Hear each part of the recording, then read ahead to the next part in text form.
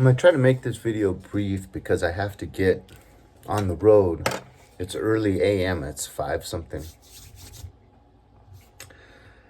It just really saddens my heart when you look at how few people are willing to be brave.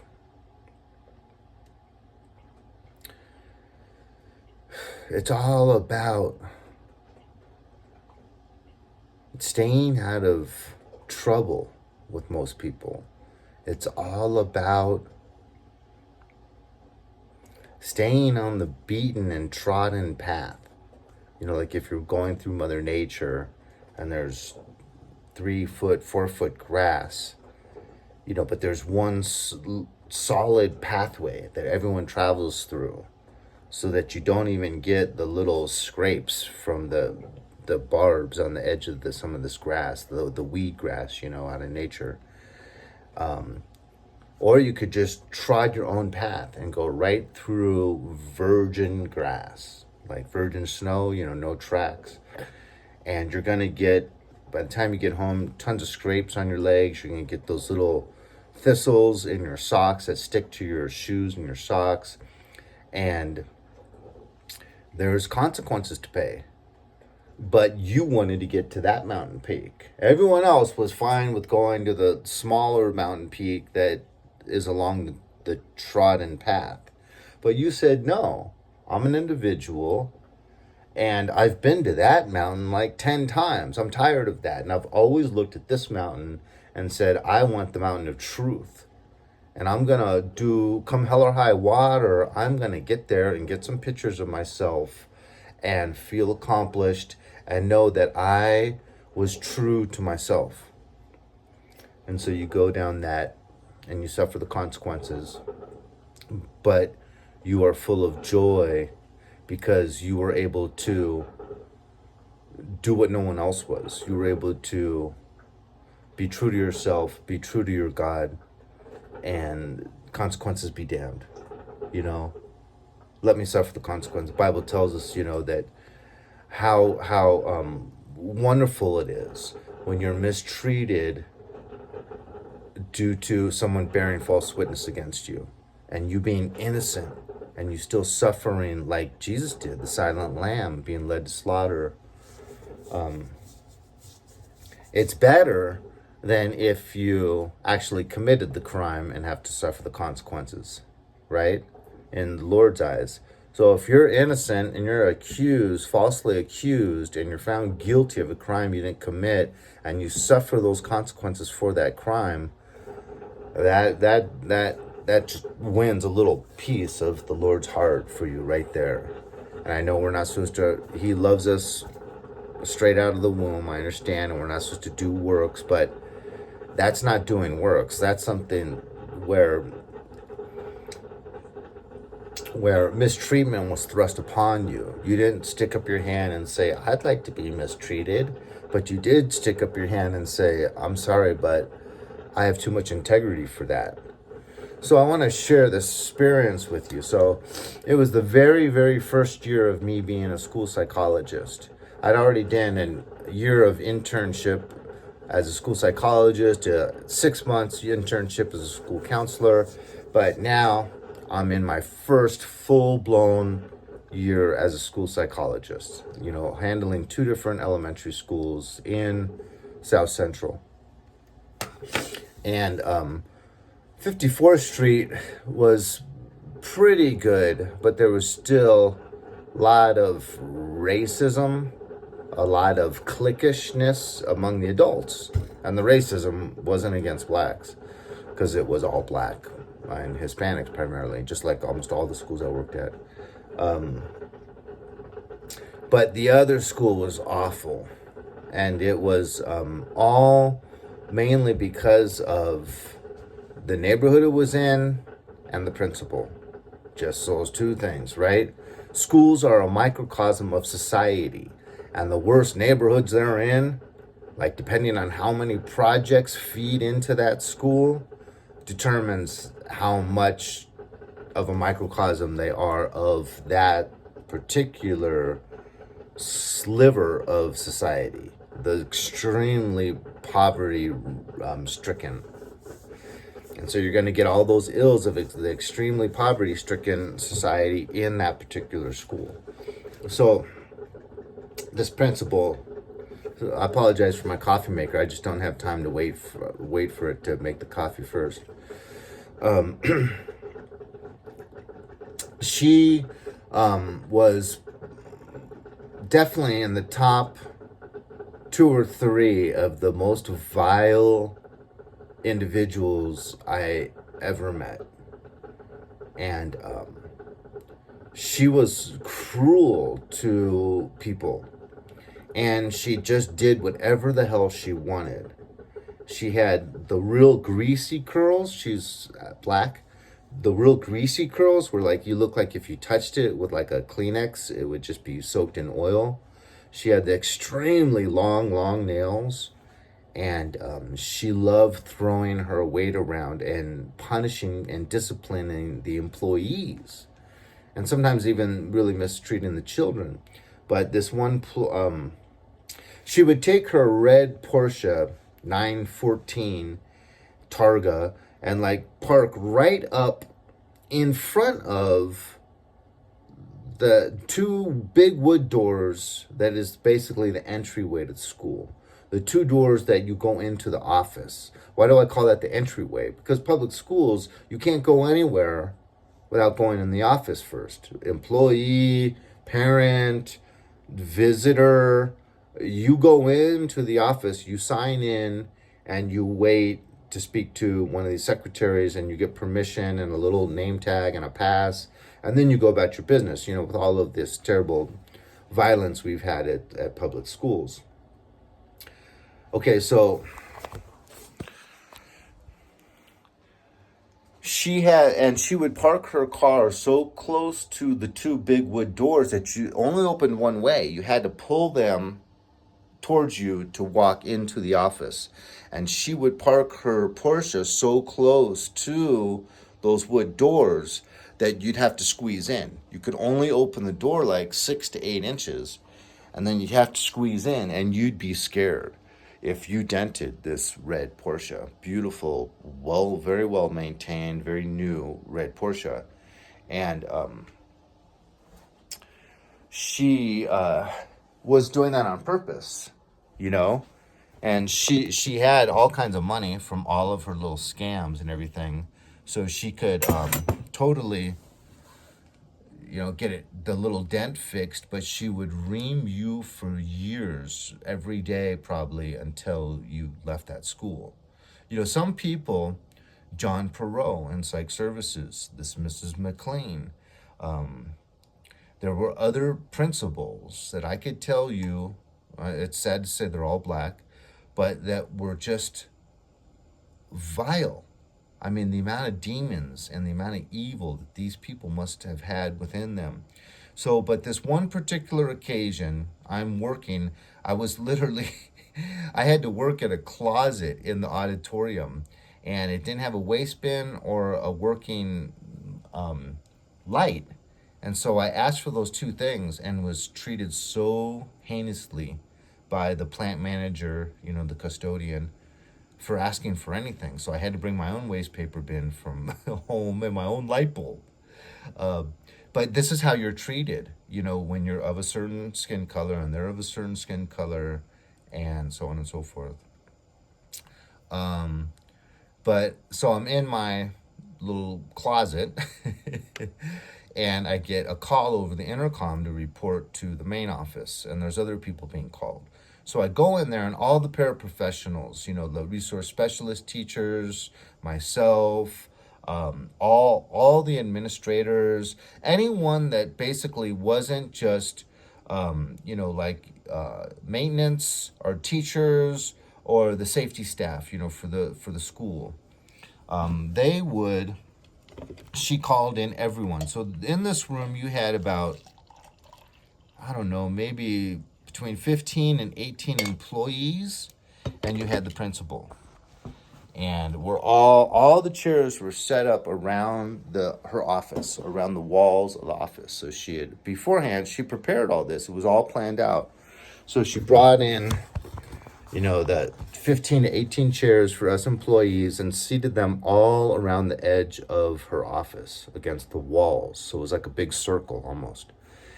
And then she begins to basically lecture us about how difficult her life is for having to deal with us and all the employees here at her school. And that she brought all of us in to witness how she treats people that don't show her the appropriate level of respect. And so and there was this Hispanic gentleman, this worker that now, mind you, she's nowhere near a parking lot. She has to drive all the way down the walkways of the school away from the parking lot to get all the way over to this office. But there was a gardener from the school campus that I forget exactly what he did, but he did something that irritated her with where her car is parked right in front of office doors. I'm not sure what he did. I'm not sure if he dinged her car, if he parked his big work truck behind her car and she needed to leave.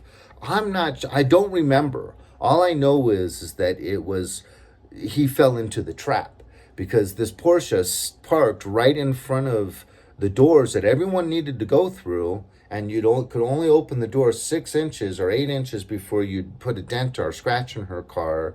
It was a pit dug for an innocent, unassuming person to fall into so she could lunge on them and abuse them. And this Hispanic gentleman fell into that pit. And we were all called to witness the humiliation that she was going to rain down on him. And so this Hispanic, slightly overweight Hispanic male comes in, very, very limited English, comes in, and right away his eyes become silver dollars. He's looking at all the key players in the school, all kind of the people that have degrees that allow them to work outside of the classroom.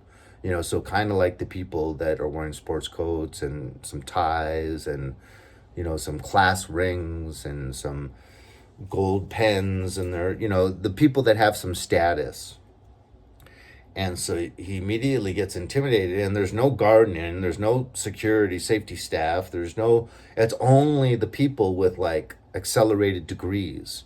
And so he's like, why in the hell am I being invited into this room with all of these influential, important people that are all seated in a circle? And she says, come here and stand in the middle of the room. Yes, ma'am. Stands in the middle of the room. She goes, did I tell you blah, blah, blah, blah, blah? Yes, Miss McLean. And what did I find when I came to work this morning regarding my Porsche? My beloved red 2000 or 1994, this was 1994, Targa, blah, blah, blah, blah, blah, high gloss, cherry red, and she's my beloved, that you did this, you assaulted my most beloved possession, and you did this and you did that. And he's like nodding his head, and he's holding his hat in his hands, and I'm so sorry. And he's right in the middle of the room with all of us sitting around to observe it. Abusive people love to show off their cruelty to people that they haven't been that cruel to yet. Like, for instance, a stepfather that is now married, and now he has 2 stepchildren, like say they're in single digits. And he will do things to maybe the household pet, the dog or the cat, to say, look at what I'm capable of doing. Watch what I'm going to do to this animal right now, and know that could be you if you come up against me in any way, shape, or form. and they'll actually be violent towards that little innocent dog or cat that the children love, so that it traumatizes them without actually leaving a mark. And they're always going to be thinking about that. And they're always going to know that I have this evil person that has authority over me. And the guy got down on his knees in the middle of this room, sweating profusely, crying. It went on for about 45 minutes, maybe an hour, of debasing this person. Poor guy. I know he probably went home and got so drunk that evening, and that's a sin. And so, here you're not only debasing people, but you're causing them to feel so bad that they have to get drunk, when they go home that night. And right now, my heart hurts telling this story, because that's just cruelty. And how many of those 15 to 18 paraprofessionals dropped the bomb on her and reported her and called their bosses? Not one. I shared it with my bosses, but this is what brought negative consequences to me. Like making that own path to that mountain that no one goes to, and not going down the trodden path. I suffered the consequences for 28 years for being a truth teller, a whistleblower, whatever you want to call it. But I needed to tell someone on the atrocity that I had seen, because that was vile, that was heinous, and that was mistreatment of an innocent human being that was extremely apologetic and embarrassed and humiliated, but he just kept sucking it up and apologizing. And so she just kept laying it on, and we had to keep sitting there when we all had so much work to do. We were all so overworked, and we're all forced to sit there and give up our work time to be taught a lesson. Basically, because she was teaching us a lesson as much as she was teaching that gentleman a lesson. I am vindictive, I am evil, I am cruel, and I would love to have an opportunity or a reason or excuse to come at you. Because you think you're special, you have degrees, you're a man and you think men rule things, or you're white, or you could have the trifecta, you're a man, you're white, and you have degrees like me. Because in that whole room, there was a white resource teacher, but I was the only white male in that room. And boy, did she come at me so often. This woman actually had the nerve, the gall, to hire her own psychiatrist to be on campus for her bipolar needs. So she used school money, tax dollars, to pay for her psychiatrist to be all day and have an office. The only other really big, nice office in the whole main office area. So it was her, and then he was like second in command, and he wasn't even a school employee. And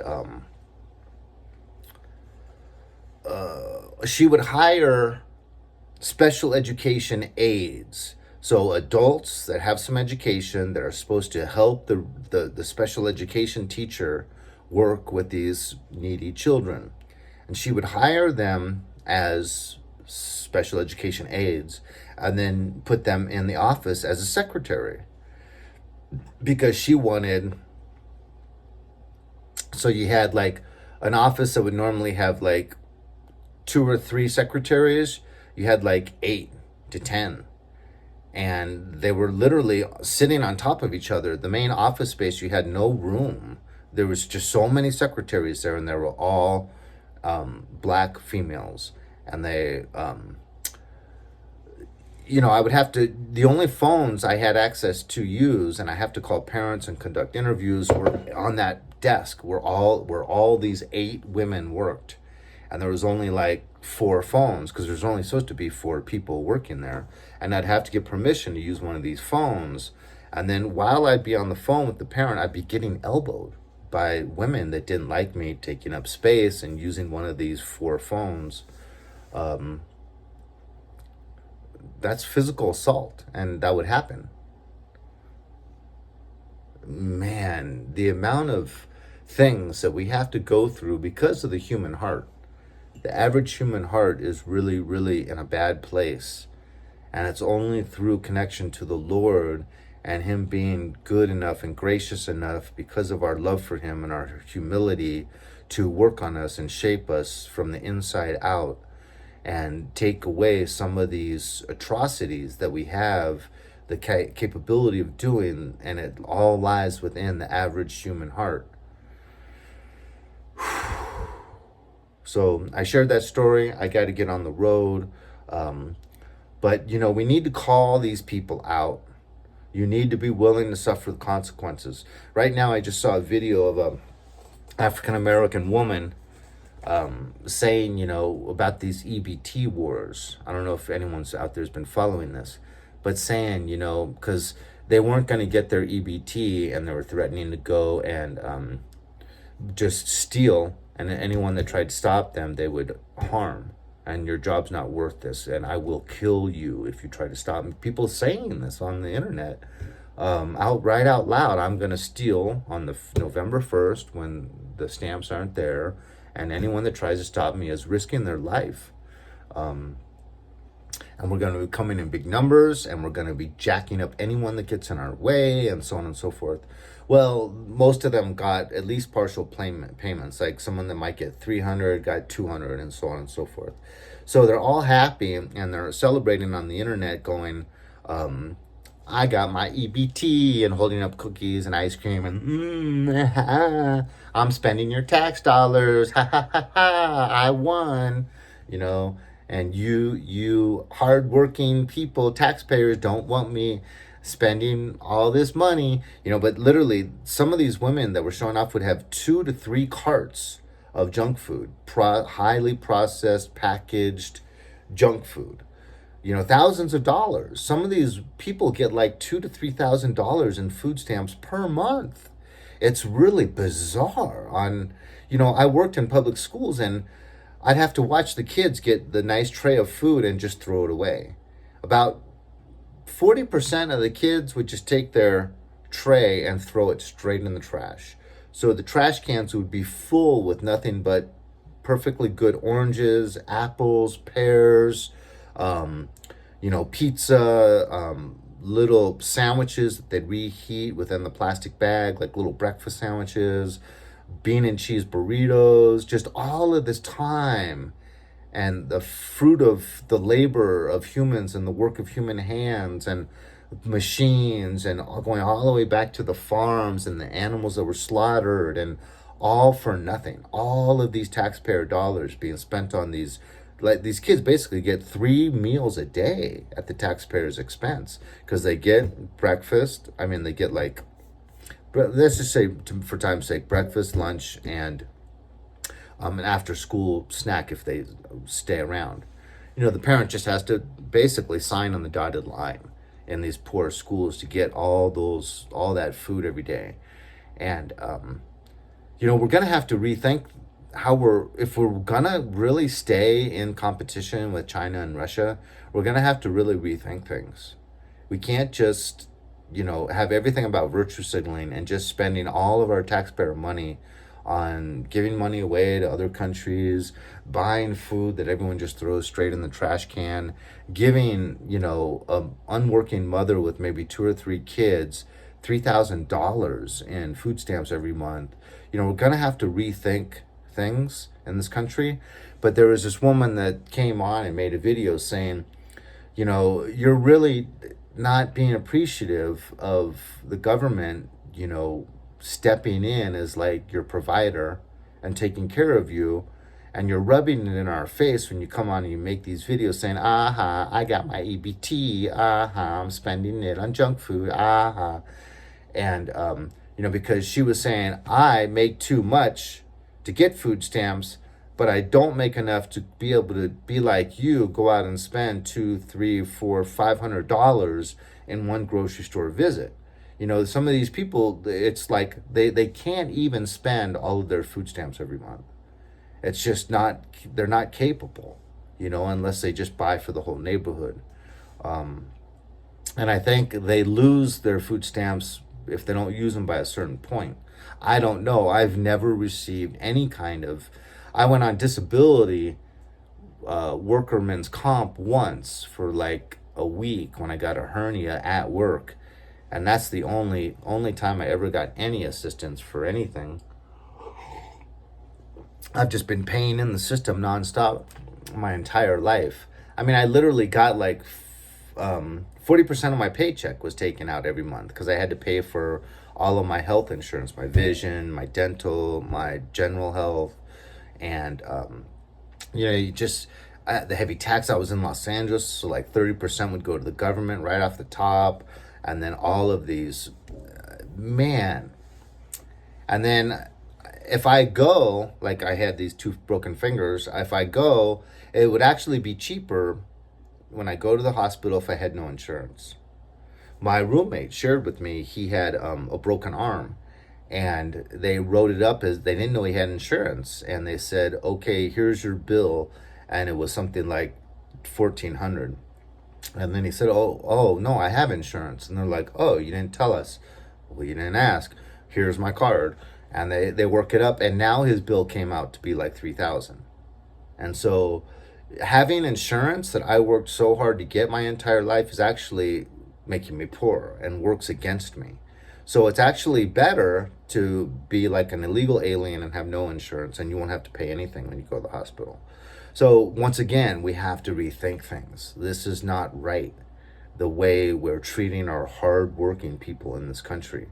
Because, and this black woman, though, to get back to the point, it's good that she was willing to call this out, because it's the only way. Shame used to keep people in line. You know, people didn't want to be caught being a child molester or to be caught robbing a bank, you know, because of the shame. And they had a certain image and a certain place in society, and they didn't want to ruin that. We need to bring back shame. You know, we need to call people out for terrible, inappropriate, heinous activity. But people are too afraid and too self-serving and too protective of their safety and their desire to stay out of trouble that causes, you know, these things to just go under the radar, and for people to be these really, truly evil people to be able to get away with this type of stuff.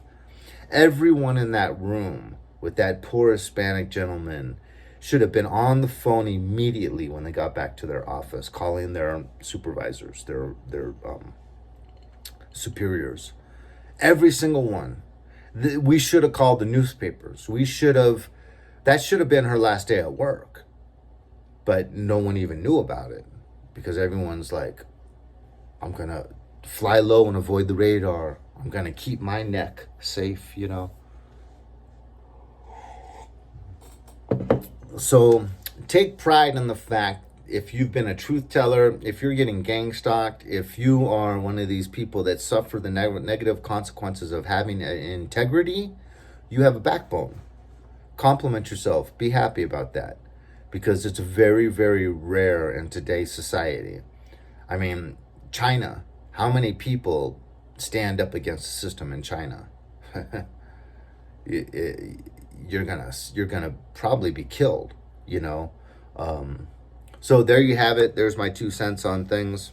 And darn it, I shouldn't have said that last statement, because they might take the video down or punish me for that. But let's say you most likely, in most circumstances, you won't suffer anything that severe. But in China, if you go against the grain, you know, because they already have like this social score, you know, and, you know, it's all about keeping up with the Joneses, keeping that social score good, and so on and so forth. God bless you. I love you. Have a good day.